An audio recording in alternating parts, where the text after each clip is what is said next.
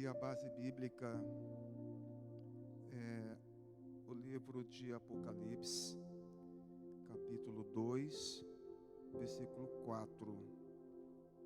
Vocês conseguem me ouvir bem? Sim? Porque o som aqui para mim está ótimo. O retorno está ótimo aqui.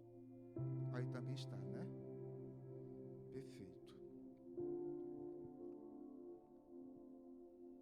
Então eu vou ler para vocês. Trouxe aqui, eu estou com a minha Bíblia eletrônica. Eu já vou ler para vocês aqui, tá? Apocalipse, capítulo 2, versículo 4. Eu estou na Almeida 21.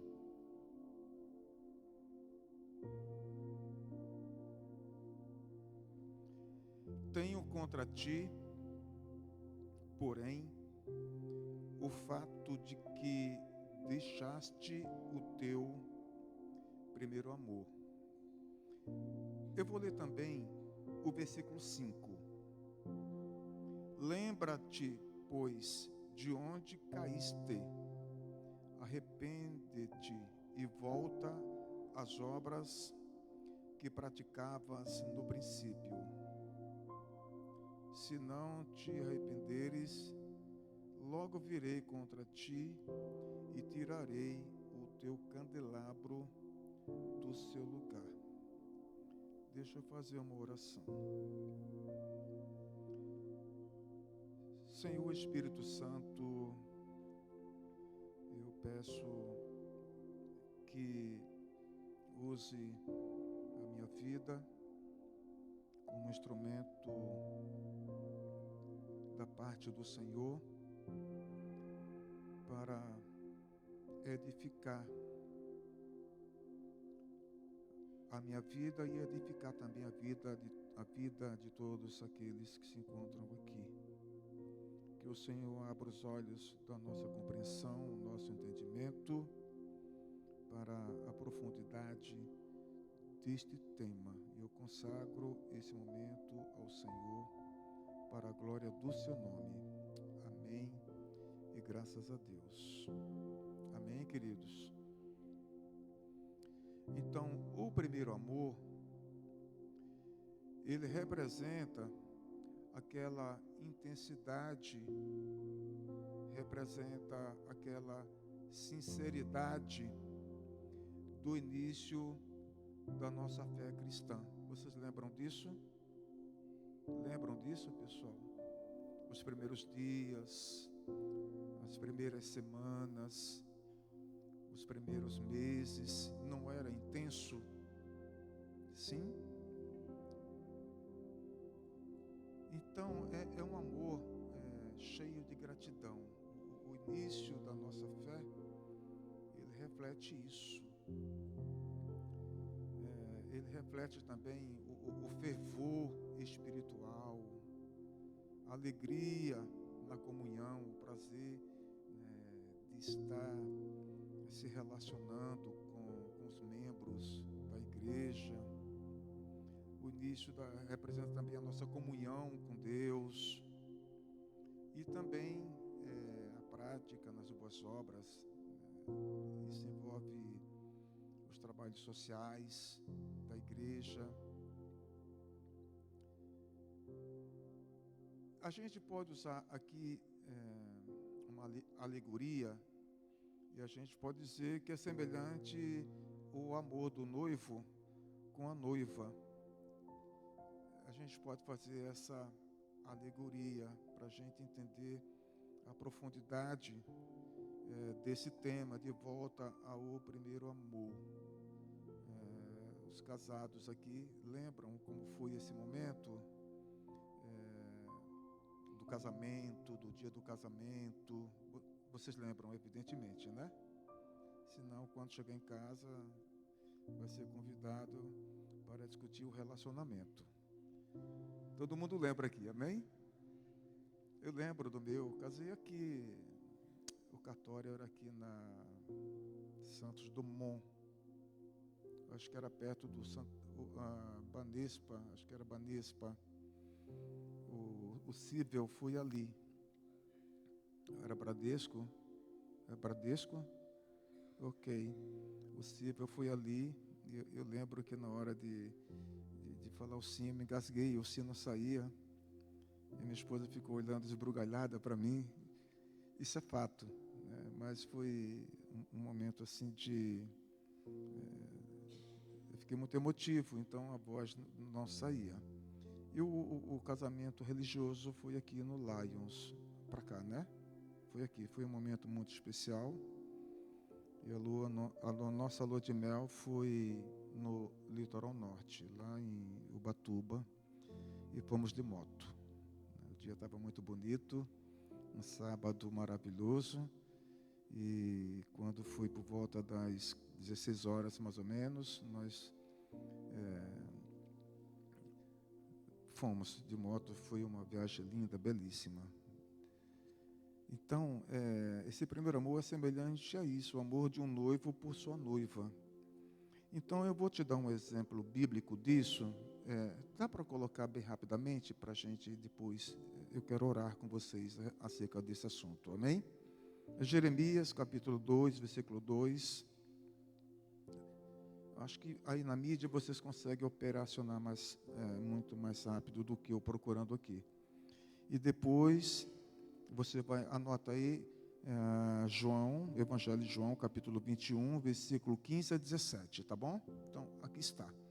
Vai e clama aos ouvidos de Jerusalém, assim diz o Senhor, lembro-me de ti, da tua fidelidade na juventude, do teu amor como noiva, de como me seguiste no deserto, numa terra não semeada.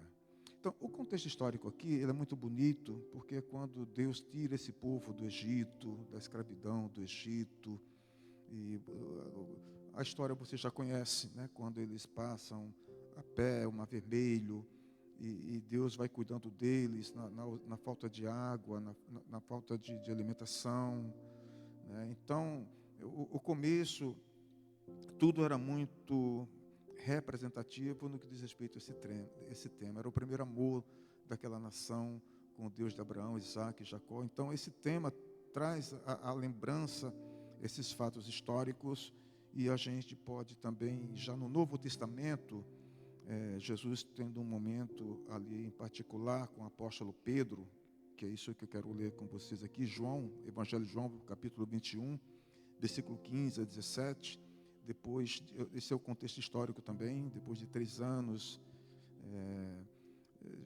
Pedro tendo a honra de trabalhar ao lado de nosso Senhor e Salvador Jesus Cristo, e Jesus morre, ressuscita, e Jesus vem ter novamente com os apóstolos, e Jesus faz essa pergunta para o apóstolo Pedro, depois de terem comido, Jesus perguntou a Simão Pedro: Simão, filho de João, tu me amas mais do que estes? Ele respondeu: sim, Senhor, tu sabes que te amo. Jesus lhe disse: cuida dos meus cordeiros. Essa pergunta que Jesus está fazendo para o apóstolo Pedro, na verdade, é a terceira vez que ele pergunta para o apóstolo Pedro. Então, Jesus está perguntando, tu me amas, mas a palavra é o ágape, amor de Deus, amém? E Pedro, a primeira vez e a segunda vez, ele respondia no amor philo, no grego, amigo. Então, Jesus perguntava novamente: você me ama, ágape? E ele respondia na segunda vez: philo, sim, amo.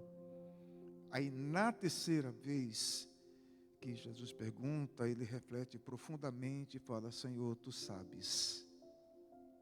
Tu sabes. Isso é um contexto, porque quando Pedro jurou ir até a morte, e quando Jesus está sendo ali à noite, naquela madrugada de quinta para sexta, sendo julgado, Pedro estava à distância e Pedro negou a Jesus 3 vezes. Então agora ele refletiu profundamente e falou: Senhor, tu sabes. No fundo, Pedro sabia Ali foi revelado que era um amor ágape. Então Jesus fala para ele, então Pedro vai cuidar, né, do meu rebanho, vai cuidar da minha igreja. Então, de volta ao primeiro amor, né, traz essa essência, essa intensidade, essa sinceridade dos nossos primeiros dias de fé, da nossa fé cristã. Tudo que a gente faz assim, com o derramar da nossa alma. Vocês lembram disso? Né? Não tem dificuldade, não tem limitação para a gente fazer as coisas que a gente entende que deve fazer. Então, é nesse contexto aqui que Pedro, então, é desafiado a derramar a sua vida pela igreja, assim como Jesus derramou a sua vida por eles e por nós. Amém, queridos? Então, é uma pergunta de retórica, né? Você ainda tem prazer em estar com Deus? É uma pergunta. O pastor acabou de falar, né, que no culto de Santa Ceia as cadeiras são disputadas. Aliás, não tem nem cadeira para sentar. Já perceberam isso? No culto de Santa Ceia é assim, né?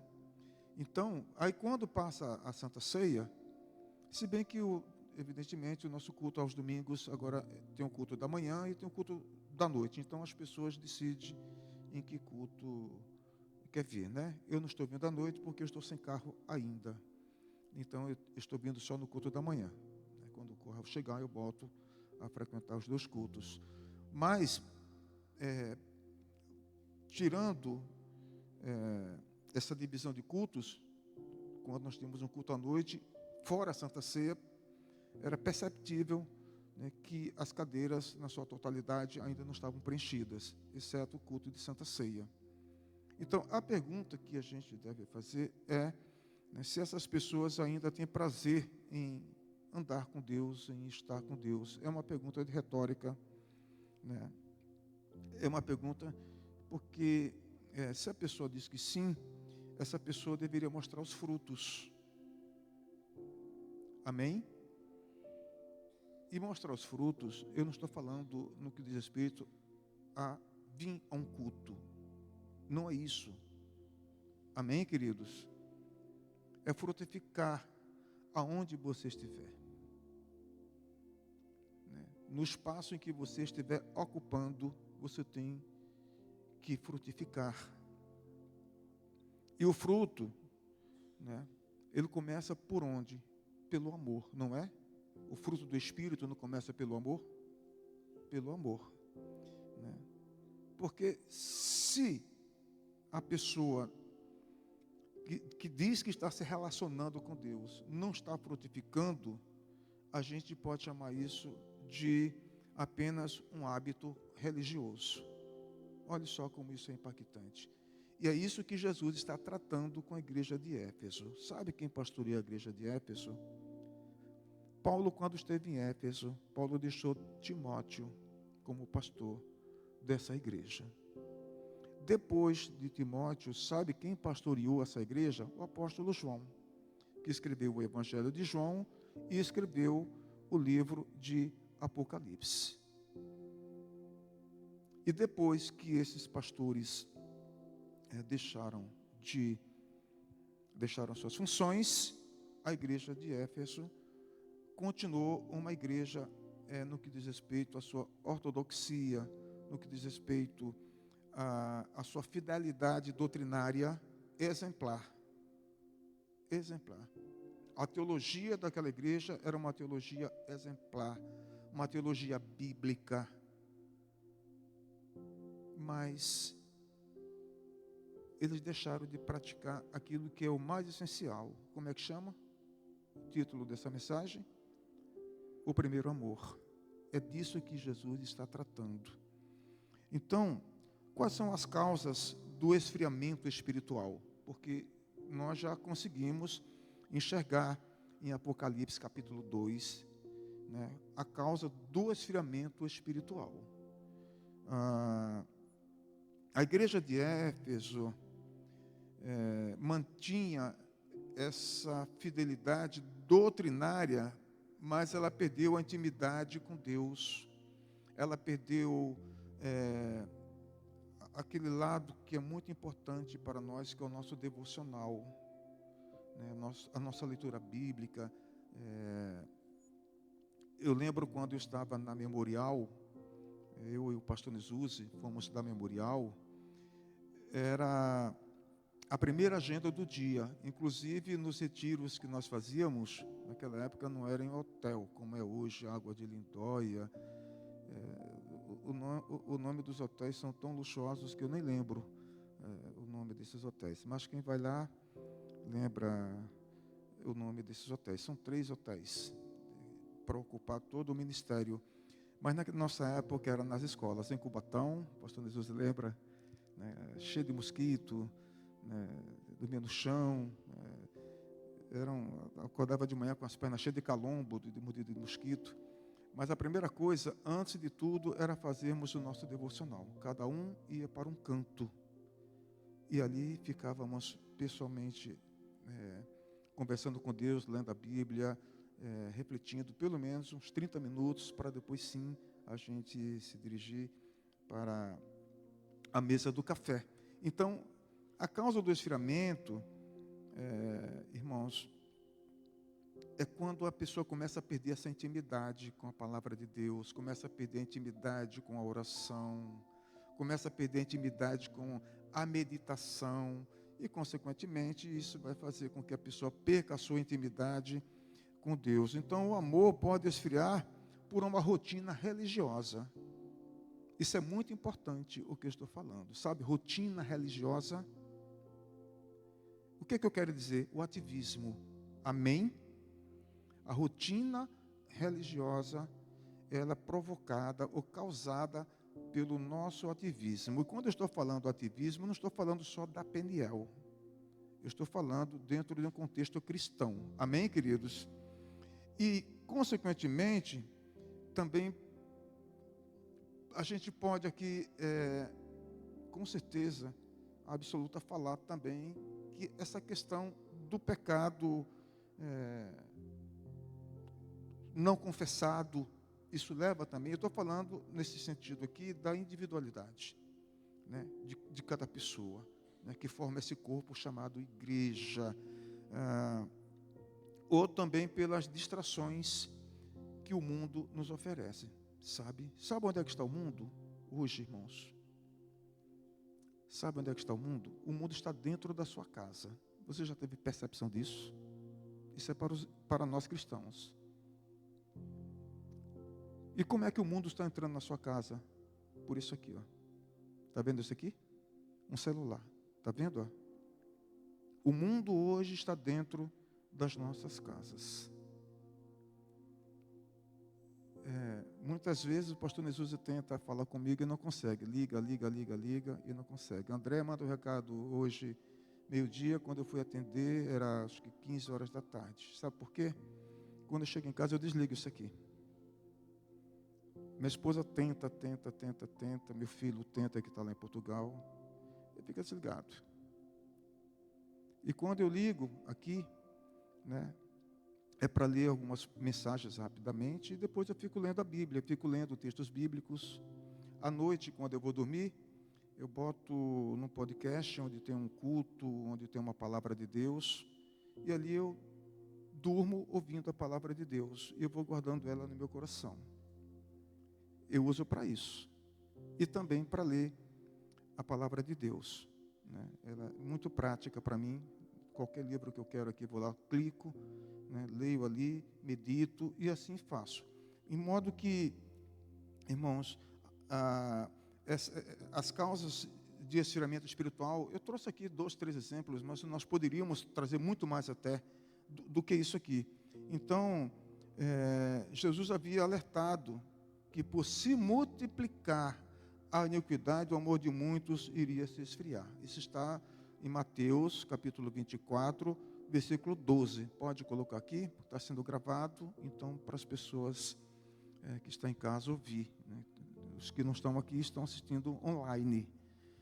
E por se multiplicar a maldade, o amor de muitos se esfriará. Então, essa maldade aqui, você fica imaginando qual é a dimensão dessa maldade. Está dentro disso aqui, a rotina religiosa, o ativismo, o pecado não confessado, as distrações do mundo. Tudo isso faz parte do pacote, irmãos. Tudo isso aqui faz parte disso, né? Então, vamos dar um exemplo aqui que é bem conhecido, Oséias 4:6. Dá para colocar aqui para mim, por gentileza? Eu tenho aqui esse versículo, mas eu quero ler na Almeida 21. O meu povo está sendo destruído porque lhe falta conhecimento.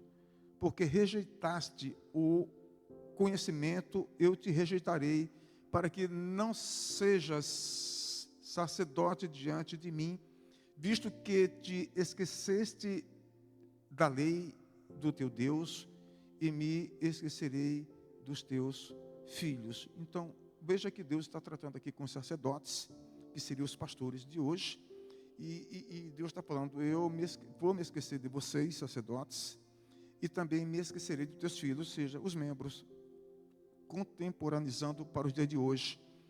Então você veja quais as consequências da igreja não compreender essa mensagem que Jesus está trazendo para a igreja de Éfeso. Tenho contra ti, veja você, tenho contra ti. Isso é muito sério. É uma acusação, né? E Jesus, ele é o juiz, né?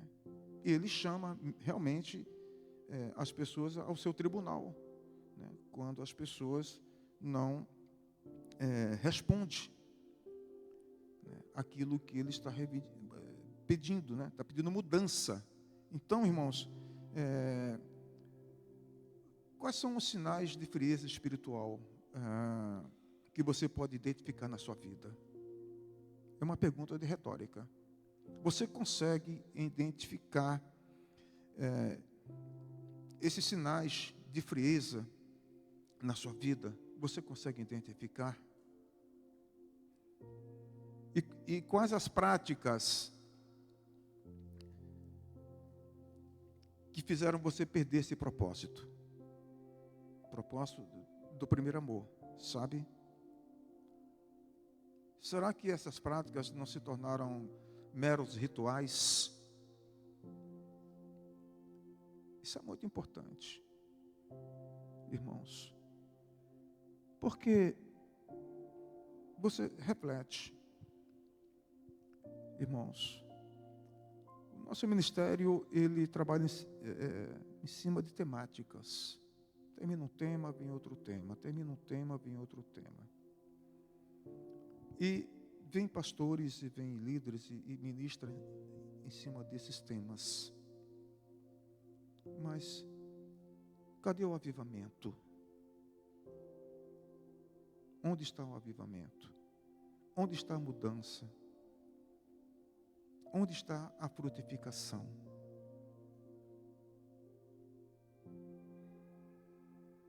É muito importante essa reflexão.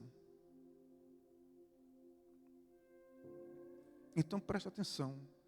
Seja honesto com você mesmo. E responda para você mesmo. Não posso responder por você.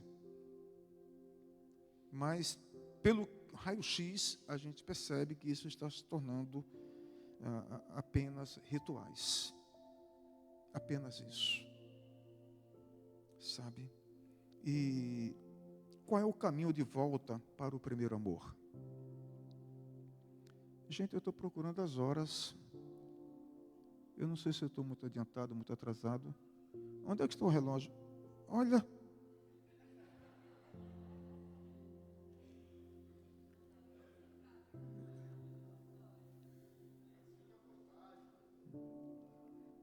E olha que eu estou com 3,75 de graus aqui.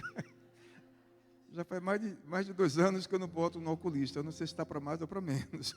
Eu acho que é para mais, porque não é possível. Uma tela dessa aqui. Então, queridos, qual é o caminho de volta ao primeiro amor? Essa pergunta também é importante.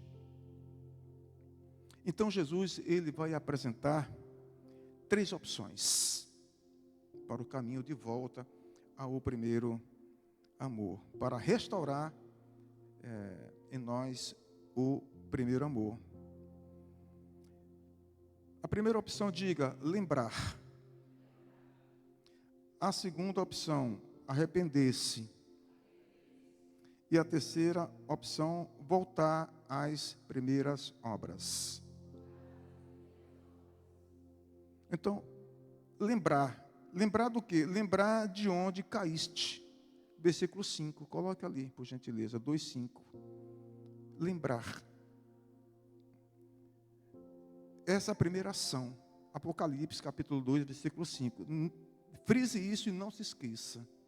Lembra-te, pois, de onde caíste. Está vendo aqui?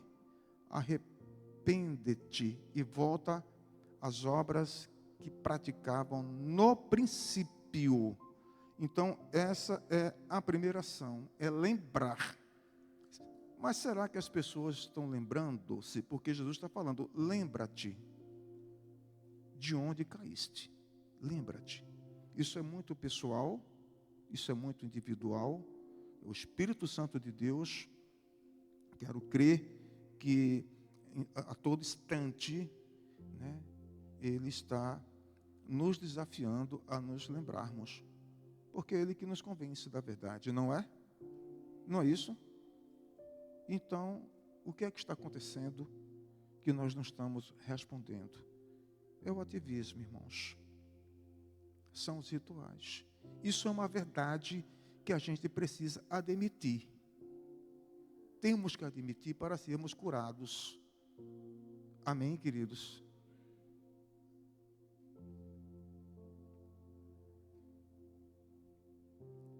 A segunda ação é arrepender-se, não é? Lembram disso? Então, mude de atitude. É isso que Jesus está falando para a igreja de Éfeso. É lembrar e se arrepender. Mas, para mim me arrepender, eu tenho que mudar o quê? A minha atitude. E para mim mudar a minha atitude, eu tenho que fazer o quê? Eu tenho que confessar. Nós temos que confessar aquilo que afastou o meu coração do primeiro amor. Olha como isso é importante. Isso é muito importante. E a terceira ação é voltar às primeiras obras. São 3 coisas que Jesus estava pedindo para a igreja de Éfeso. Ou seja, retomar as práticas espirituais com propósito, com objetivo, com amor, com paixão. Igual eu falei na introdução, aquele início da nossa vida cristã que era tomado com tanta intensidade e sinceridade. Estão entendendo isso? Aquela intensidade. Sabe? É voltar para isso. Eu lembro, abro aspas, eu já estou concluindo aqui. Eu abro aspas, eu aceitei a Jesus no dia 28 de dezembro de 1980. Lá se vai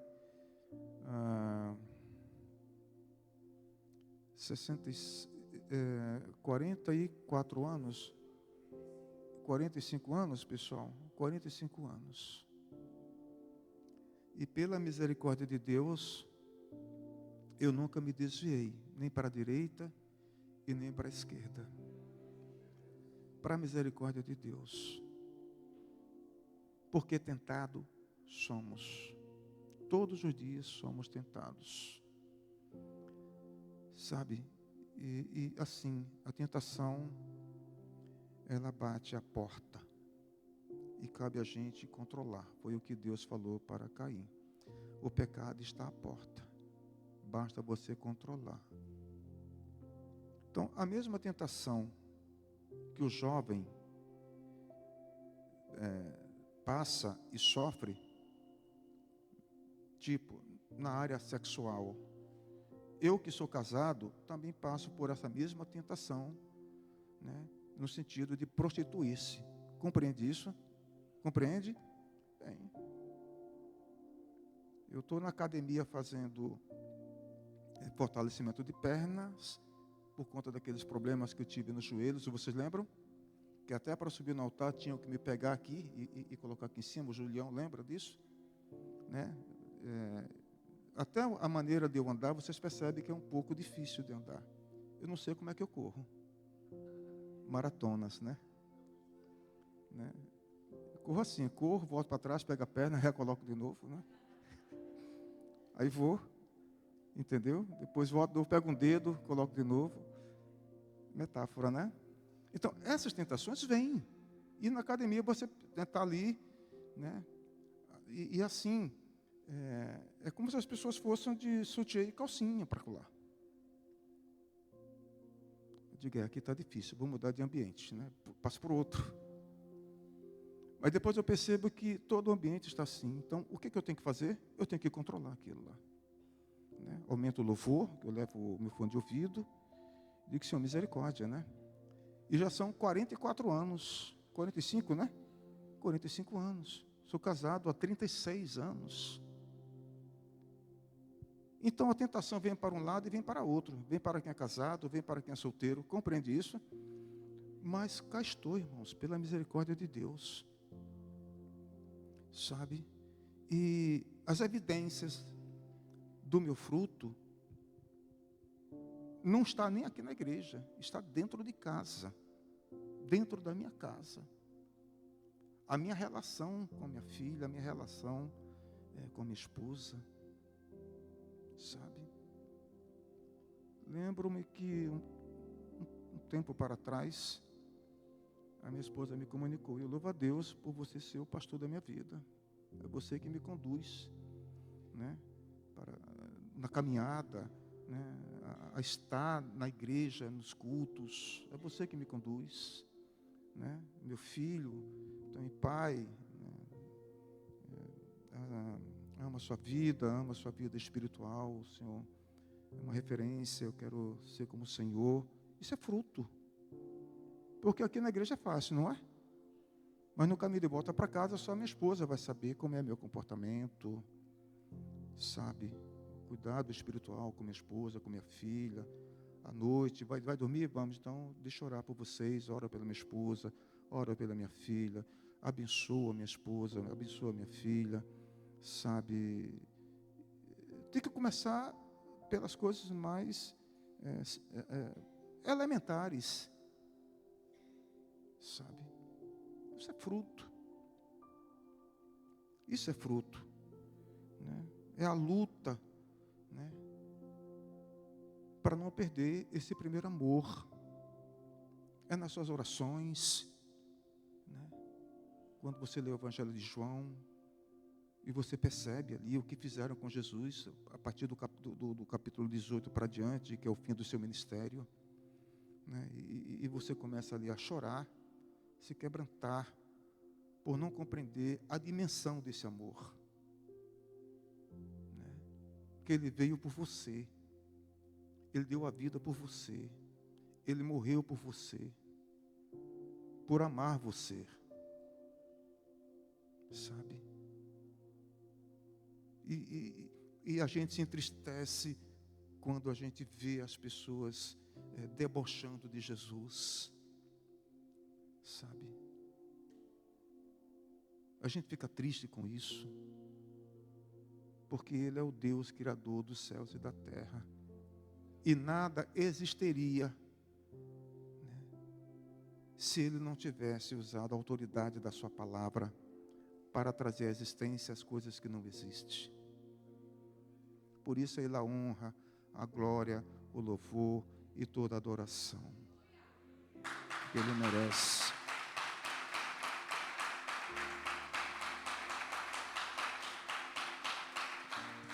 Aleluias.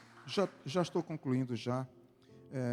Vou dar um versículo que se correlaciona com isso aqui. Salmos 51, versículo 12. Pode anotar, Salmo 51, versículo 12, Lucas, capítulo 15, versículo 17 a 20. Olha só.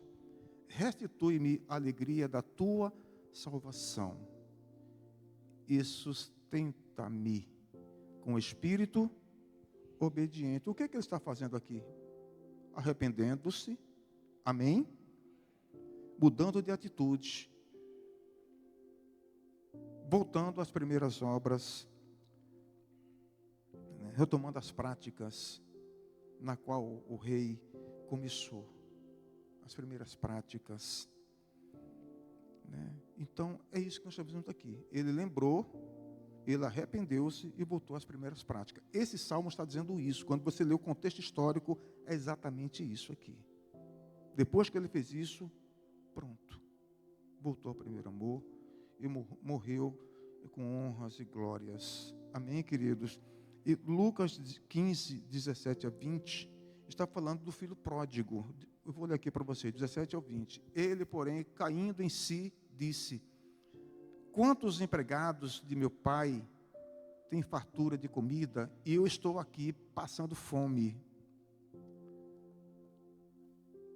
Vou me levantar, irei até meu pai e lhe direi: Pai, pequei contra ti, o céu. É o 19, né? Não sou mais digno de ser chamado teu filho, trata-me como um dos teus empregados.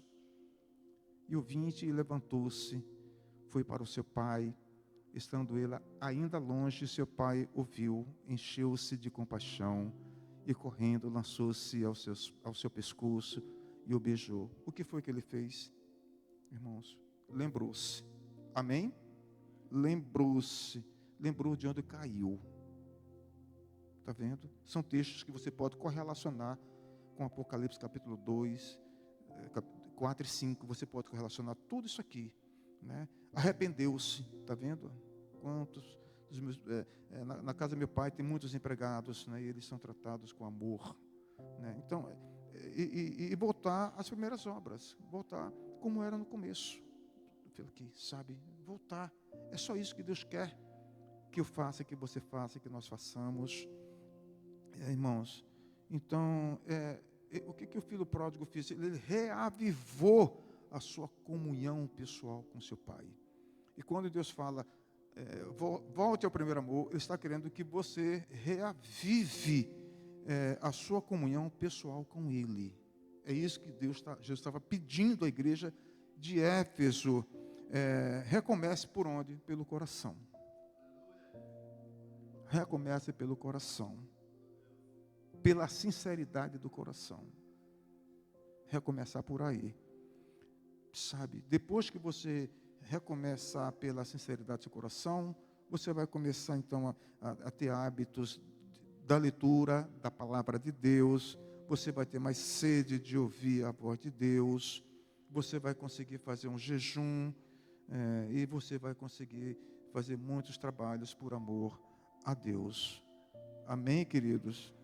Então, voltar ao primeiro amor é um chamado de nosso Senhor e Salvador Jesus Cristo para que a igreja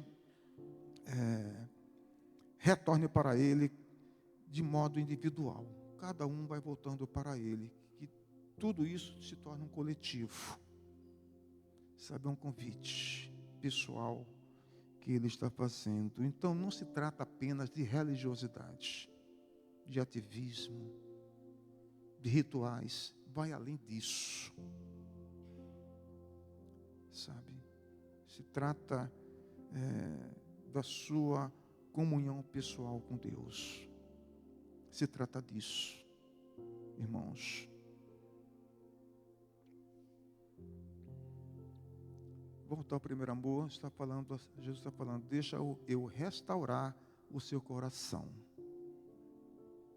E o Espírito Santo de Deus, Ele quer fazer essa obra, irmãos.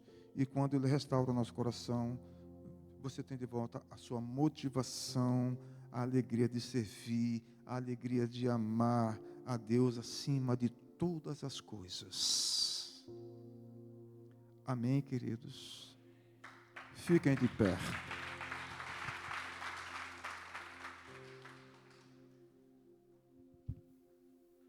louvor está aqui.